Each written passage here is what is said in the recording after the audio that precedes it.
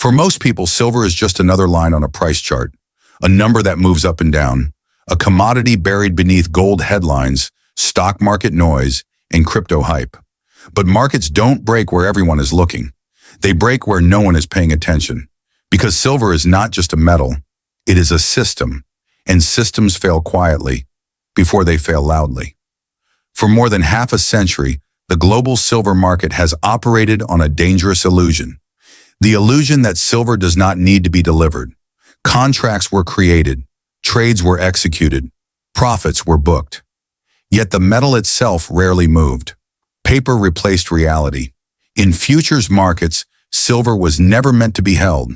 It was meant to be settled, closed, rolled over, paid in cash. And for decades, that system worked perfectly.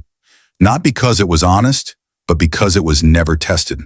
Because the market depended on one silent agreement between traders, banks, and institutions. You won't ask for the metal, and we won't have to deliver it. This was not written in law, it was written in behavior. Over 90% of silver futures contracts historically never resulted in physical delivery. They vanished into cash settlements. And that single statistic allowed something extraordinary and extremely dangerous to exist. A market where hundreds of millions of ounces could be promised, while only tens of millions actually sat in vaults. A market where paper silver multiplied endlessly, while physical silver remained finite, heavy, and immovable. This wasn't a bug in the system, it was the system. Banks learned that as long as confidence remained intact, they could sell claims on silver far beyond what they could ever deliver. Fractional reserve banking applied to metal, and no one complained. Prices stayed suppressed, volatility stayed manageable, and profits flowed to those who controlled the paper. But every artificial system shares one unavoidable weakness. It only survives until someone asks for the real thing. And that moment always arrives. Not suddenly, not dramatically, but quietly, at first. A few unusual deliveries, a few delayed settlements, a few inventory reports that don't quite make sense. Most people ignore these signals because the beginning of collapse never looks like collapse. It looks like noise. But beneath the noise, pressure was building. Regulators changed rules, quietly. Industrial demand grew, relentlessly. Global supply chains tightened, silently. And then price crossed a level that mattered, not psychologically, mathematically. Because there are prices where behavior changes. At low prices, markets speculate. At critical prices, markets panic. And silver approached that line. Suddenly, miners hesitated to sell. Why deliver metal into a system that had undervalued it for decades when real buyers were willing to pay premiums elsewhere? Suddenly, manufacturers stopped trusting just-in-time supply. Solar panels, electronics, electric vehicles. Silver is not optional in these industries. Without it, production lines stop. And the cost of stopping production is far greater than the cost of paying higher prices. So buyers stopped waiting. They started securing. At the same time, global price differences created an invisible drain. Metal began flowing out of Western vaults toward markets where delivery, not paper, defines value. Every ounce that left made the system tighter. Every ounce delivered exposed how thin the margin really was. Yet the paper market continued trading as if nothing had changed. Charts updated, analysts debated, commentators argued about inflation and interest rates. But the real story was not on screens. It was inside vaults. Vaults that once appeared full began to empty. Not all at once, not dramatically, but consistently. And consistency is what kills leverage systems. Because futures markets are not designed for everyone to stand at the door and ask for what they were promised. They are designed for most people to walk away quietly. When that changes, even slightly, the math collapses. Imagine writing 100 checks while keeping money for only 5. It works, as long as only 5 people ever show up. But what happens when 6 arrive, or 7, or 10? That's not a liquidity problem. That's a trust failure. And once trust cracks, it doesn't heal. It spreads. Because markets are not rational. They are reflexive. People don't wait to be last. They rush to be first. And this is where the illusion starts to break. Because silver is not like paper assets. It cannot be printed. It cannot be duplicated. It cannot be settled digitally once delivery is demanded. It must be mined, refined, transported. Each ounce takes time, energy, and cost, and the world has been consuming more silver every year than it replaces. For years, that gap was hidden by paper. But paper does not power solar panels. Paper does not conduct electricity. Paper does not move electrons. Metal does. And now metal is being asked to show up. This is the moment every leveraged market fears. The moment when participation turns into obligation. When speculation turns into settlement. When confidence turns into calculation. Because when you calculate the numbers honestly, when you compare deliverable inventory to outstanding promises, you don't see stability. You see a countdown, not to a crash announced on television, but to a realization spreading quietly through institutions, desks, and boardrooms. If everyone asks at once, this system cannot deliver. And once that realization takes hold, behavior changes permanently. The beginning of the end is not panic, it is awareness, and awareness has already begun. This is not the end of the silver story. This is where it actually starts. To understand why the silver market is breaking now, you first need to understand how it survived for so long, because this was not an accident, it was not incompetence, it was design. The modern silver market is not a physical market, it is a derivatives market, a market of contracts, not bars. Futures contracts were originally created as insurance. Farmers locked in prices, manufacturers secured supply. Risk was shared. But over time, something changed. Silver futures stopped being used to receive silver. They started being used to trade silver. And that difference matters more than most people realize. When you trade silver instead of taking delivery, silver becomes abstract. It becomes a number, a bet. And bets can be multiplied endlessly. Every futures contract promises delivery of silver at a future date. But the system quietly learned something critical. Most people don't want the metal. They want the profit. So the market adapted. If only a small percentage of traders ever demand delivery, then the exchange does not need metal for everyone. It only needs enough metal to satisfy the few who actually show up. That is the foundation of the paper-silver system. And once banks understood this, they realized something even more powerful. If you control the vaults, you control delivery. If you control delivery, you control confidence. And if you control confidence, you control price. Large financial institutions didn't just trade silver. They embedded themselves into the infrastructure of the market. They operated vaults. They cleared trades. They acted as market makers. This allowed them to do something extraordinary. They could sell enormous quantities of paper silver while creating the appearance of abundant physical supply. Metal could be moved between categories. Inventory could be relabeled. Shortages could be delayed. As long as delivery demand remained low, the illusion held. And for years, it did. Silver prices stayed suppressed, volatility was contained, and paper volume exploded far beyond physical reality. But systems like this are not stable. They are balanced on behavior, and behavior changes when incentives change. That's where regulation enters the story. Not with headlines, not with breaking news, but quietly. International banking rules began reassessing risk. Paper promises, especially unallocated metal claims, were no longer treated as safe assets. Banks were told in simple terms, if you promise metal, you must be able to deliver metal. Paper could no longer back paper. This didn't shut the system down overnight, but it removed the escape routes. Before, if delivery pressure increased, banks could roll contracts, cash settle, delay. Now, every delivery demand mattered.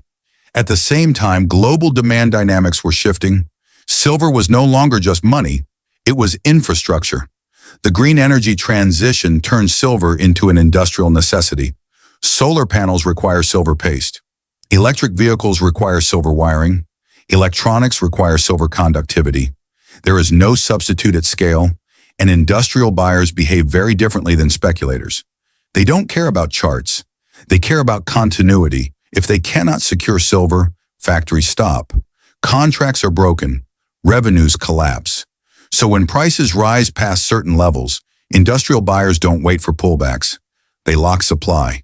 They remove metal from circulation. This is critical, because when industrial users take delivery, that silver does not return to the market.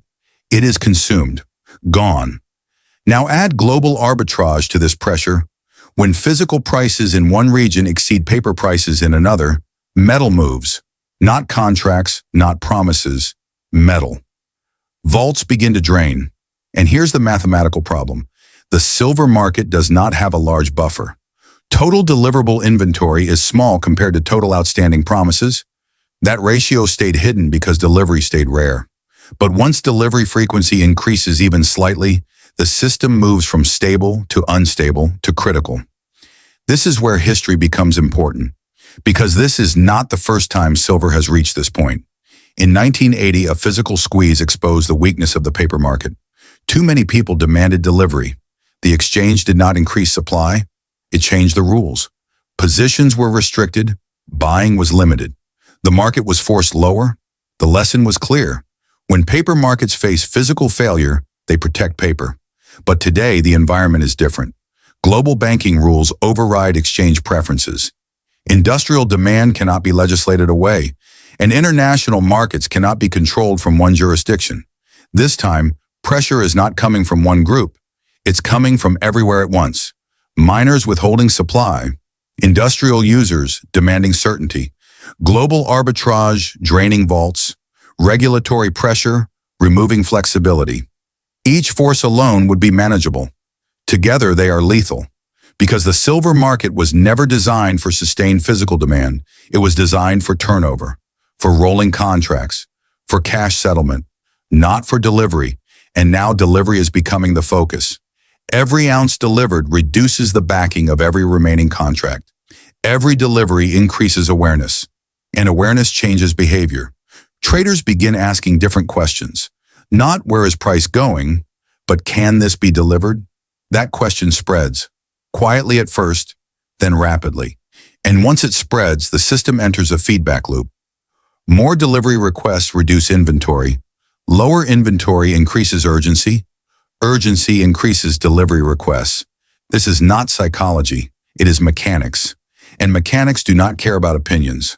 The silver market is discovering a truth that paper markets try very hard to avoid. Promises are easy to make. Assets are hard to deliver. And when the distance between the two becomes visible, no amount of narrative can hold it together. The middle of every collapse looks like confusion. Some deny it, some dismiss it, some call it conspiracy. But the numbers keep moving in one direction.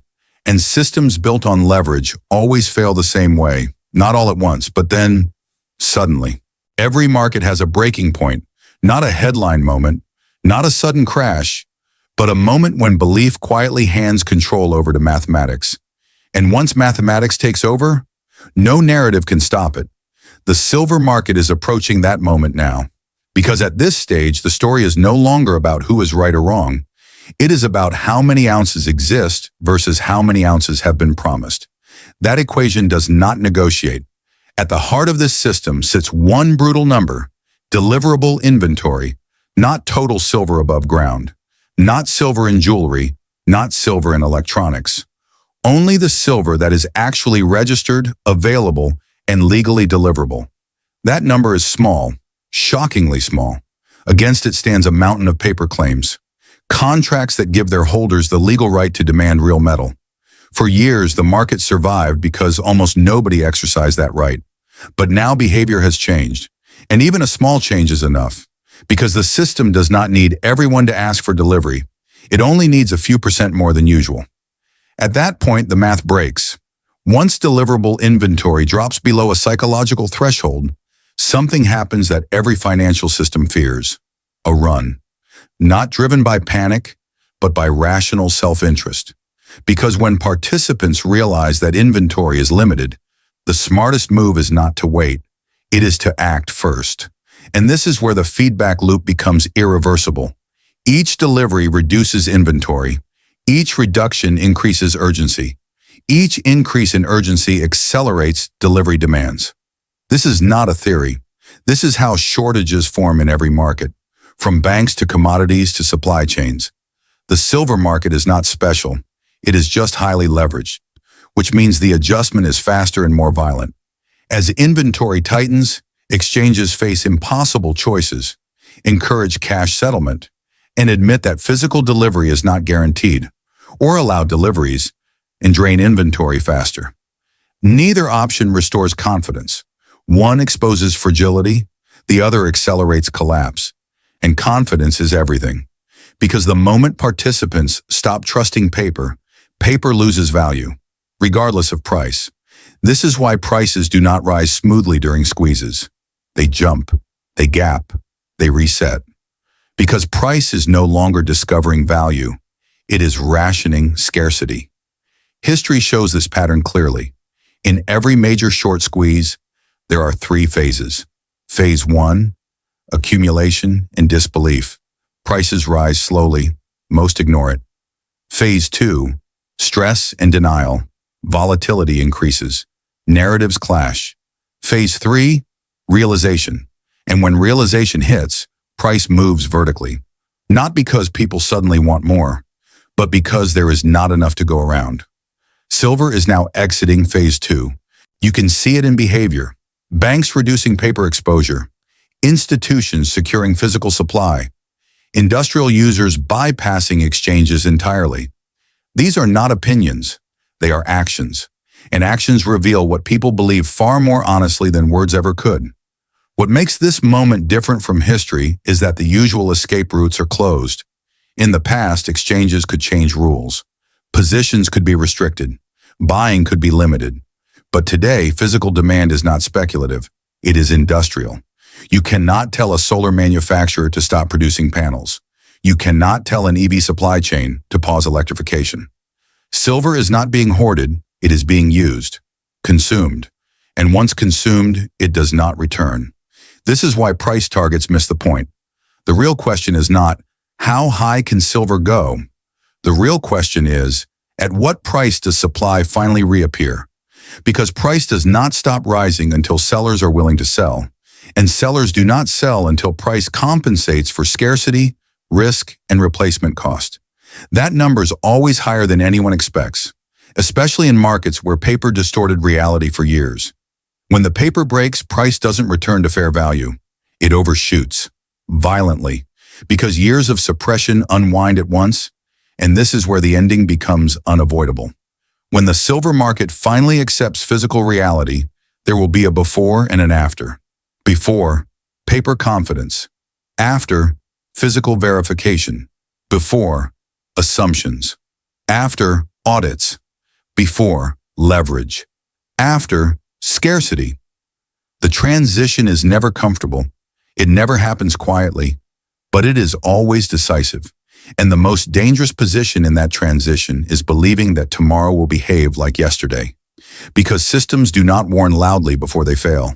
They whisper through inventory reports, through delivery notices, through unusual behavior by institutions. Those whispers are happening now. And for those who understand the math, the ending is no longer a question of if, only when. This is not a call to action. This is not advice. This is observation. A system built on promises is being asked to deliver, and delivery changes everything. When metal becomes more valuable than contracts, the paper era ends. And once it ends, there is no reset button, no rewind, only consequences. The silver market spent decades pretending that physical reality didn't matter. Now reality is collecting, slowly, relentlessly, mathematically. And when the final ounce is claimed, the story will not end with a crash. It will end with a redefinition of value, of trust, of what ownership really means. Because in the end, markets can lie, but numbers cannot.